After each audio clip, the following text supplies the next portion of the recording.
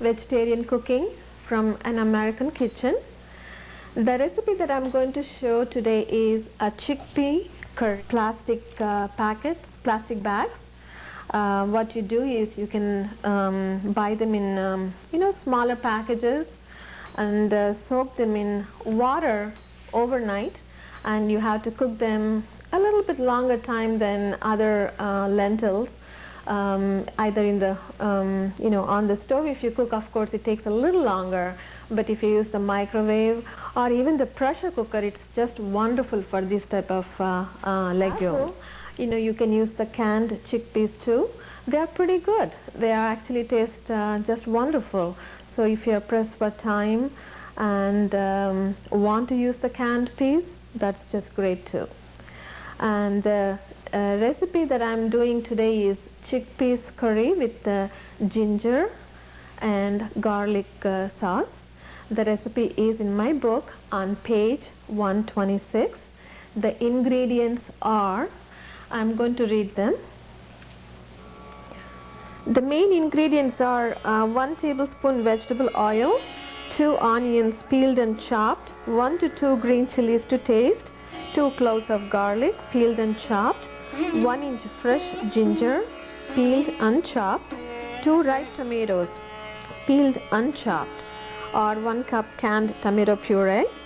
For the chickpeas, you need 1 tablespoon vegetable oil, 2 cans of chickpeas or 2 cups of dried chickpeas pre-soaked and cooked, 1/4 teaspoon chili powder, half a teaspoon ground cumin, half a teaspoon ground coriander, 1 teaspoon brown sugar, 1/4 teaspoon salt or to taste. For the garnish, you need 1 onion peeled and sliced into thin rings, 1 ripe tomato thinly sliced, 1 tablespoon finely chopped fresh cilantro. These are the main ingredients, and now I'm going to show you how to put it together. What we do is, to start with, of course, I have to heat the pan and add a little bit of vegetable oil, about a tablespoon I would say.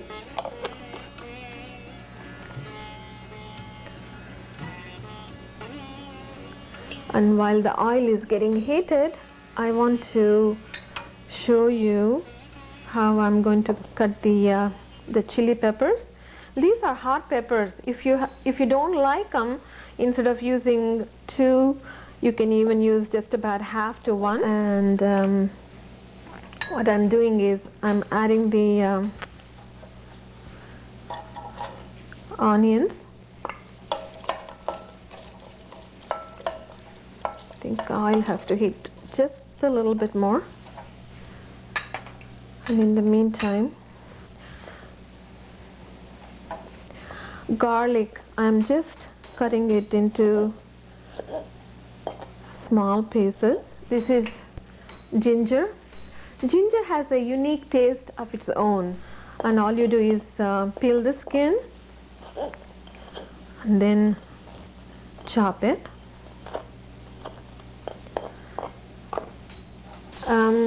See how onion is almost about half cooked. At this point, I'm going to add the hot pepper, the garlic and the ginger into the pan.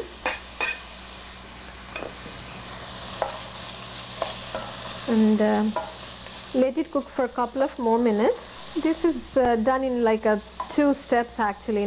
Once it's all done like this, you let the ginger and garlic also cook a little bit. So at this point, what you do is you are going to puree this in this blender. This is about 2 cups of tomatoes that I have just cubed. So at this point, what you do is you take all this onions and everything, put it in the blender, and you have to puree for a couple of minutes. the tomatoes, the onion, garlic, everything is pureed. So what I'm going to do is, at this point, you take it out and then pour it into the saucepan, and then you cook it for just about a couple of minutes, just this puree. This is the way it looks when you pour it out of the blender into the pan. So what you do is, at this point, you just cook it about another 2 to 3 minutes. This is, I would say this is just about equal to 2 cans maybe. And now the best part is I'm going to add all these spices.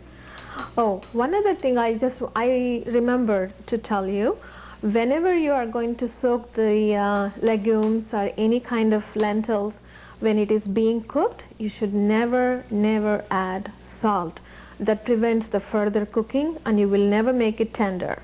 So you always have to remember to add the salt only when it is completely cooked. Okay, that's very important part of it. Otherwise, you can cook it for 24 hours and still the lentils will not be cooked at all. So I add the salt, and this is brown sugar, a little bit, and this is the chili powder.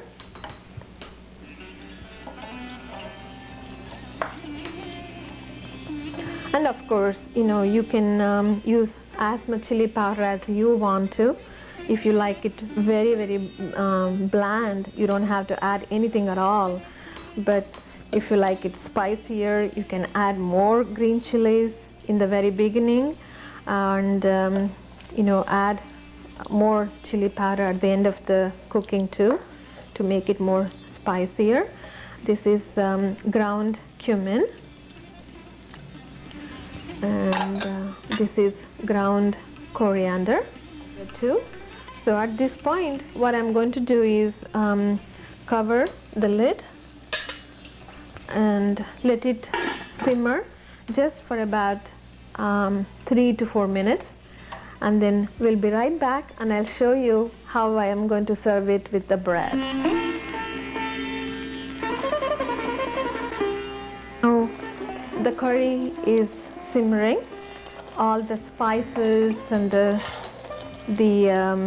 the garlic and the ginger sauce is very well mixed with the chickpeas. Can you see? I hope you can see it though. And at this point, you can turn the heat off, and can pour into my serving dish. And what you do is, before you serve, you can add the cilantro on top of this. And also for the garnish, what I like to do is, this is the sweet onions. I have cut into very thin slices actually, and then separated them, and on a high heat I saute them for about 3 to 4 minutes, and you get this crisp taste of the garlic. And what we do in my home with this curry, we put it like this, and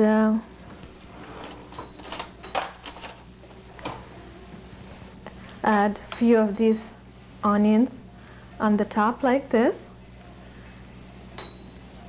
and I'm going to top it with a couple of tomato slices.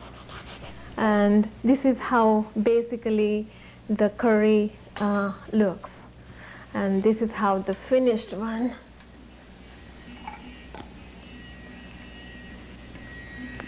And thank you so much for joining me today, and I hope to see you again soon. Namaste. Take care. Bye-bye.